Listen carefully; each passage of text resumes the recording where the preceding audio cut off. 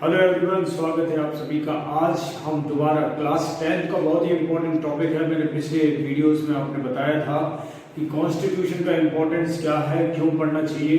आज हम फिर बहुत ही महत्वपूर्ण टॉपिक पॉलिटिकल साइंस का, सोशल साइंस का बहुत ही महत्वपूर्ण टॉपिक है पॉलिटिकल साइंस का नेशनलिज्म। बहुत ही इंटरेस्टिंग टॉपिक है। आज हम बहुत सारी चीजें पढ़ेंगे नेशनलिज्म के बारे में। नेशनलिज्म होता क्या है? नेशनलिज्म का हिंदी में मतलब होता है राष्ट्रीयता। We are discussing about the nationalism. What is the meaning of nationalism? Nationalism का मतलब होता है राष्ट्र के प्रति प्रेम। आप भारतीय हैं तो आपको अपने देश के प्रति प्रेम है। कोई पाकिस्तान में जन्मा है तो उसको उसके देश के प्रति प्रेम है। कोई अमेरिका में जन्मा है तो उसको अपने अमेरिकी देश के प्रति प्रेम है। तो राष्ट्र के प्रति जो प्रेम की जो भावना होती है, the feelings which we have towards the nation is known as the nationalism. And so many peoples we talk about the historical part, we are so much inclined towards nationalism. हमारे देश में भी बात करें तो महात्मा गांधी राष्ट्रीयता के प्रति बहुत ज्यादा आसक्ति थी, उनकी अटैचमेंट था टुवर्ड्स द नेशन। हमारे देश के इतने बड़े सैक्रिफाइस किया, राजगुरु भगत सिंह, सुखदेव, इन्हें सैक्रिफाइस किया। क्यों किया? क्योंकि देशभक्ति के प्रति एक भावना थी।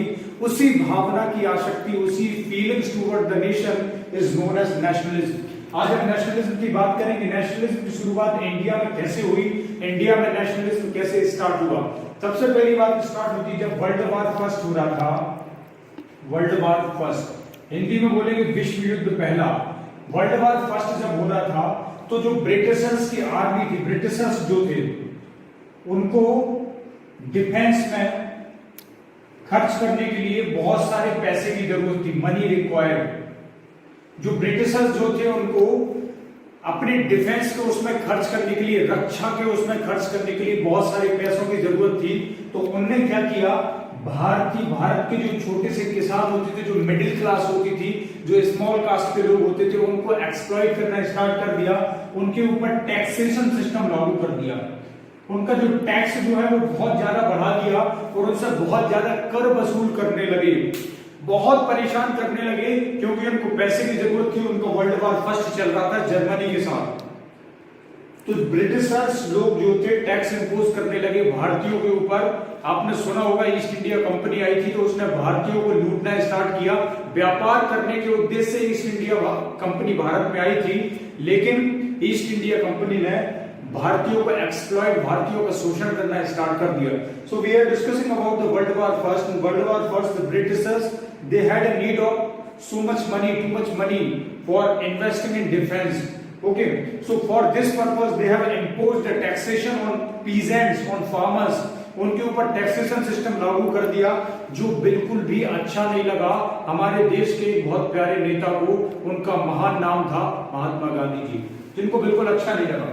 महात्मा गांधी जी ने क्या किया, सत्याग्रह स्टार्ट कर दिया। सत्याग्रह का सिंपल सा मतलब है सत्य के प्रति आग्रह।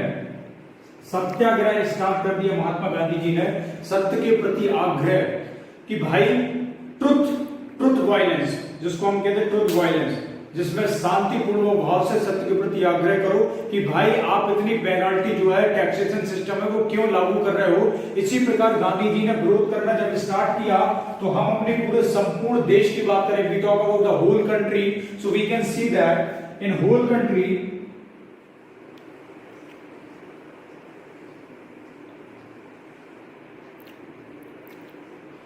1916 में, 1916 की बात करें, 1917 की बात करें, 1918 की बात करें। 1917 की बात करें तो चंपारण बिहार में प्लांटेशन सिस्टम का गांधी जी ने विरोध किया था। उसके बाद 1917 की बात करें तो खेड़ा गुजरात जो अहमदाबाद में है, गुजरात अहमदाबाद में खेड़ा जो है उसमें रेवेन्यू जो कर वगैरह लगाया था उनके ऊपर बहुत ज्यादा विरोध किया था महात्मा गांधी जी ने। उसके बाद 1918 की बात करें तो इलाहाबाद में टैक्स सिस्टम के ऊपर इधर भी विरोध किया। तो तीनों जगह 1916, 17, 18 में गांधी जी ने अपना जो आग्रह है वो स्टार्ट कर दिया और टैक्सेशन सिस्टम, कस्टम सिस्टम इनके ऊपर विरोध करना स्टार्ट कर दिया, क्योंकि जो भारत की कॉमन जनता है वो शोषण न हो। जैसे भीमराव अंबेडकर की बात करें तो भीमराव अंबेडकर जी ने दलितों के प्रति बहुत सारे राइट्स, बहुत सारे अधिकार उनको लाने का प्रयास किया, क्योंकि उनको बहुत ही ज्यादा नीचे लेवल पे एक्सप्लॉइट किया जाता था। पिछले चैप्टर में भी आपको बताया था मैंने, भीमराव अंबेडकर जी ने बहुत सारे दलितों के प्रति अधिकार क्या है, कानून क्या है, उनके प्रति आवाज उठाना स्टार्ट किया। इस प्रकार दलितों को अपना राइट्स मिला, उनको कॉन्स्टिट्यूशनल राइट्स मिला जो हमारे संविधान में भी डिफाइन है।